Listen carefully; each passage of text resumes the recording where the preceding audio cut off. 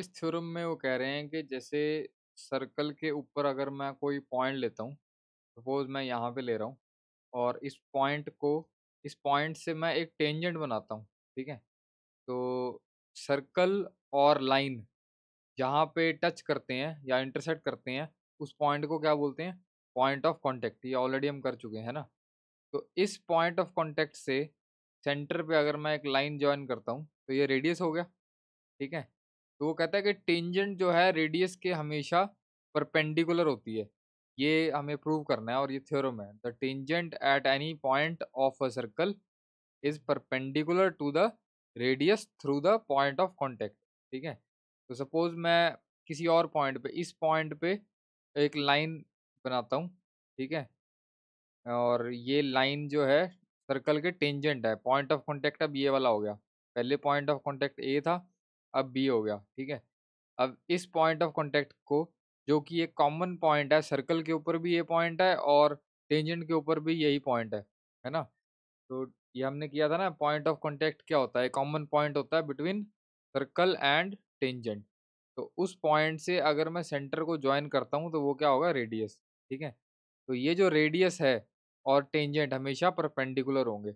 मैं कहीं पे भी टेंजेंट बना लूँ, रेडियस और टेंजेंट हमेशा परपेंडिकुलर होंगे, ठीक है? तो ये थ्योरम है और इसको हमें प्रूव करना है।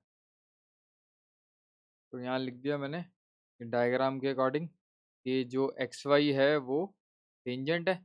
X Y is the tangent, O is the centre of the circle, ठीक है? और O P is the radius और P is the point of contact, है ना? तो ये वाला पॉइंट पहले लिख लेना। O is the centre of the circle के बाद ही लिखोगे ना कि O P is the radius and P is the point of contact, ठीक है? ये तो गिवन हो गया। प्रूव क्या करना है? Radius O P is perpendicular to tangent X Y. ये जो रेडियस ओ पी है is perpendicular to tangent X Y, ये प्रूव करना है। ये वाली लैंग्वेज मैं एनसीईआरटी वाली लिख रहा हूँ। जहाँ तो एनसीईआरटी में अच्छे से लिखा होता है, मतलब तो वो तो मैं वो वही यूज़ करता हूँ, नहीं तो फिर मैं अपना ईज़ी करके उसको बनाता हूँ, ठीक है? लेकिन इसमें एनसीईआरटी में ऐसे नहीं लिखा, ये गिवन नहीं लिखा, टू प्रूव नहीं लिखा होता वो। तो वो ये ज़रूर लिखना है हर क्वेश्चन में कि क्या गिवन है और क्या प्रूव करना है, ठीक है? वो थ्योरी में लिख देते हैं गिवन और टू प्रूव, लेकिन तुमने ऐसे लिखना है गिवन और प्रूव। तो सबसे पहला स्टेप क्या लिखा है? Take a point Q on line X Y. ये जो लाइन एक्स वाई बनाई है, इसके ऊपर एक क्यू पॉइंट लेना है, ठीक है? अदर देन पी, पी को छोड़ के, इस मतलब एक्स वाई लाइन के ऊपर पी पॉइंट भी है, इस पी पॉइंट को छोड़ के कोई क्यू पॉइंट लेना है, ये वाला। एंड जॉइन ओ क्यू, और इस ओ क्यू को ज्वाइन कर देना, ठीक है? डॉटेड लाइन बनाई हुई है ना, इसका मतलब ज्वाइन करना है। अब डायग्राम में तो हमने क्यू पॉइंट जो है वो बाहर दिखाया है ना, सर्कल के बाहर है। अगर मान लो ये क्यू पॉइंट कहीं अंदर होता, सपोज करो यहाँ पे होता, ठीक है? तो फिर उसके बाद जो लाइन होती वो तो फिर ऐसे हो जाती, अ, ये जो है ऐसे हो जाती, या इसको अलग डायग्राम से समझते हैं कि जैसे ये सर्कल है, ठीक है? और अब इस डायग्राम में तो क्यू पॉइंट सर्कल के बाहर है। अगर मैं अंदर ले लूँ ये वाला क्यू पॉइंट, है ना? तो क्यू पॉइंट मैंने इस लाइन एक्स वाई के ऊपर लिया था ना, तो फिर लाइन एक्स वाई तो फिर इधर आ गई। क्यू पॉइंट मैं लाइन एक्स वाई के ऊपर ले रहा हूँ, ठीक है? अभी मैं टेंजेंट की बात नहीं कर रहा हूँ, टेंजेंट है या नहीं है, ठीक है? तो पहले भी ये लाइन ही थी एक्स वाई। तो अब एक्स वाई लाइन के ऊपर क्यू पॉइंट है, क्योंकि एक तो हम कह रहे हैं क्यू पॉइंट इनसाइड है सर्कल के, और क्यू पॉइंट लाइन के ऊपर है। तो इसका मतलब ये लाइन तो फिर सीकेंट बन गई, टेंजेंट तो रही नहीं। जबकि ये जो डायग्राम था, डायग्राम में हम क्या कर रहे थे? डायग्राम में हम कर रहे हैं कि जो क्यू पॉइंट है वो एक्स वाई लाइन के ऊपर है ना? और एक्स वाई लाइन जो है वो सर्कल को टच कर रही है पॉइंट पी पे, which is point of contact, ठीक है? तो इस केस में जो क्यू पॉइंट था सर्कल के बाहर था, और जो अभी मैंने बना के समझाया उसमें क्यू पॉइंट अंदर है, ठीक है? ये अंदर बनाना था, ये अंदर है, लाइन के ऊपर है और अंदर है, दो बातें होगी। तो इस केस में ये सीकेंट होगी, ठीक है? तो if Q lies inside the circle, then X Y will become a secant and not a tangent to the circle, ठीक है? तो इसका मतलब जो पॉइंट क्यू है must lie outside the circle.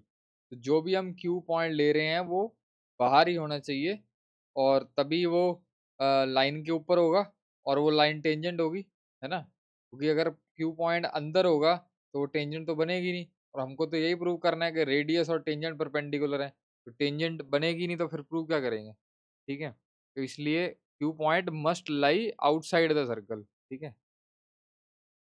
अब जैसे एक सर्कल है, ठीक है? और एक पॉइंट जो है सर्कल के बाहर है, ठीक है? और एक पॉइंट सर्कल के ऊपर है, ठीक है? तो अगर मैं सेंटर से लाइन ड्रॉ करूँ इन दोनों पॉइंट्स के ऊपर, ठीक है? एक तो मैं इधर बना रहा हूँ और एक यहाँ तक बना रहा हूँ, तो ये रेडियस हो गया, यहाँ तक रेडियस हो गया। इसको और आगे प्रोड्यूस करूँगा यहाँ तक, ठीक है? तो ये जो लाइन है ओ से लेकर क्यू तक, ये बड़ी होगी रेडियस से, क्योंकि रेडियस तो सिर्फ यहाँ पे टी पॉइंट मान लेता हूँ, ओ टी रेडियस है, ओ टी से बड़ा है ओ क्यू, है ना? और ये यहाँ पे इसको पी पॉइंट मानना है, तो जो ओ पी कह लो या ओ टी कह लो, दोनों ही रेडियस हैं, ठीक है?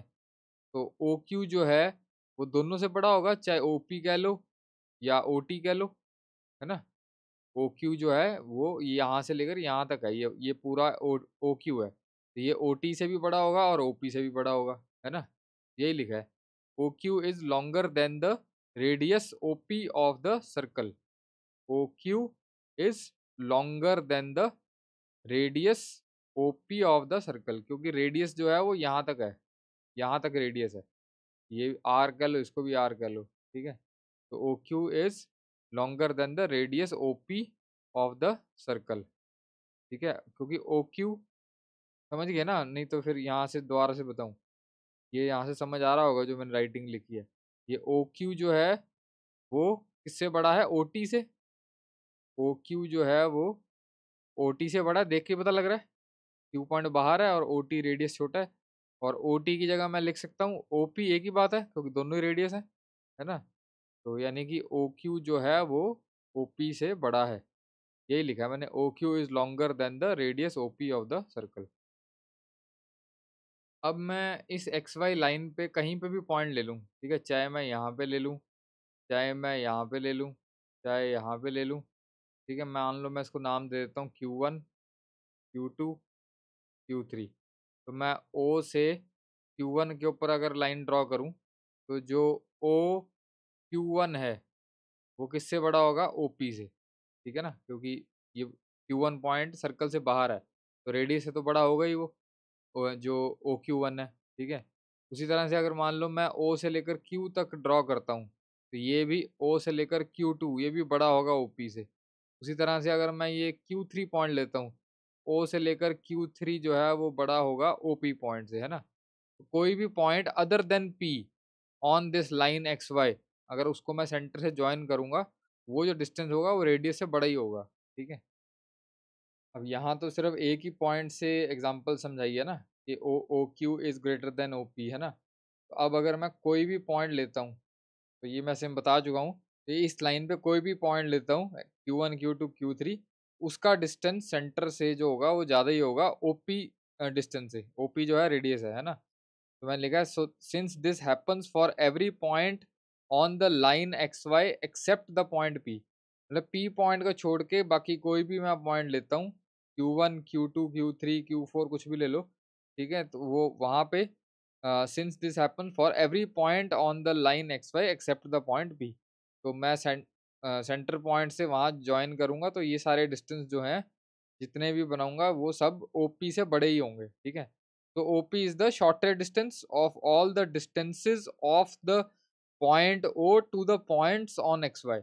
तो O पॉइंट से मैं जितने भी डिस्टेंस बनाऊंगा इस XY लाइन के ऊपर, जितने भी पॉइंट्स लूंगा और उसके ऊपर मैं O से डिस्टेंस बनाऊंगा, वो सारे डिस्टेंस जो हैं वो OP से बड़े ही होंगे, यही लिखा है मैंने यहाँ पे। इसका मतलब तो यही हुआ कि OP जो है वो शॉर्टर डिस्टेंस हो गया, है ना? और हमें पता है जो शॉर्टर डिस्टेंस होता है वही परपेंडिकुलर डिस्टेंस होता है, ठीक है? जैसे कि 11th में तुम फॉर्मूला भी करोगे कि एक पॉइंट का लाइन से डिस्टेंस अगर मुझे निकालना है, तो वो मैं शॉर्टेस्ट डिस्टेंस ही लूँगा, ठीक है? शॉर्टेस्ट डिस्टेंस, ये नहीं कि मैं इस पॉइंट को कहूँगा कि यहाँ से ये डिस्टेंस कितना है, या मैं कहूँगा यहाँ से ये डिस्टेंस कितना है। जो हमेशा डिस्टेंस की जब भी बात होएगी तो ओपी की ही बात होएगी, ठीक है। और शॉर्टेस्ट डिस्टेंस मतलब स्ट्रेट डिस्टेंस बिल्कुल। जैसे तुम्हें किसी एक जगह से दूसरी जगह पे जाना है, तो शॉर्ट तुम्हें सबसे ज़्यादा शॉर्ट कहाँ पड़ेगा? अगर तुम स्ट्रेट जाते हो बिल्कुल, है ना? अगर ऐसे घूम के जाओगे तो लंबा पड़ेगा, ठीक है? तो जो ओपी जो है यहाँ पे सबसे शॉर्टेस्ट है, ये तो हमने बता दिया, पहले ही प्रूव कर दिया। लेकिन हमें पता है कि शॉर्टेस्ट डिस्टेंस हमेशा परपेंडिकुलर डिस्टेंस होता है, सीधा बिल्कुल, ठीक है? अगर हम यहाँ ऐसे खड़े हैं, तो ये परपेंडिकुलर बिल्कुल सीध में जाएँगे, तो वो शॉर्टेस्ट डिस्टेंस होगा। तो यानी कि ओपी जो है शॉर्टेस्ट तो प्रूव कर ही दिया, तो वो परपेंडिकुलर भी हो गया वो, ठीक है? तो जो समझाया मैंने वही लिखा है। As we know that the shorter distance is always the perpendicular distance, तो radius OP is perpendicular to the tangent X Y, है ना? ये टेंजेंट एक्स वाई लिया था और ये रेडियस लिया था O P, is perpendicular to the tangent X Y at point P और पॉइंट ऑफ कॉन्टैक्ट। और जो थ्योरम में लिखा था वही लाइन दोबारा लिख दी मैंने। Thus it has been proved that the tangent at at any point of a circle, मतलब सर्कल का अभी तो ये पी एक पॉइंट लिया ना, अभी मैं कोई भी पॉइंट ले सकता हूँ, उस पे भी टेंजेंट अगर मैं यहाँ लेता हूँ, तो भी मैं रेडियस अगर इस पे टेंजेंट ड्रॉ करके रेडियस बनाऊँगा तो वो भी परपेंडिकुलर होगा। कोई और पॉइंट लेता हूँ सर्कल पे, यहाँ लेता हूँ और यहाँ पे टेंजेंट बनाता हूँ, तो सेंटर से अगर यहाँ जॉइन करूँगा तो वो भी परपेंडिकुलर होगा, ठीक है? वैसे तो इनफाइनाइट पॉइंट्स हैं, तो सब पे थोड़ा प्रूव करेंगे। हमने एक पॉइंट पी पे कर दिया। So it has been proved that tangent at any point of the circle is perpendicular to the radius through the point of contact, ठीक है? पॉइंट ऑफ कॉन्टैक्ट यहाँ पे P पॉइंट है, ठीक है? That's it.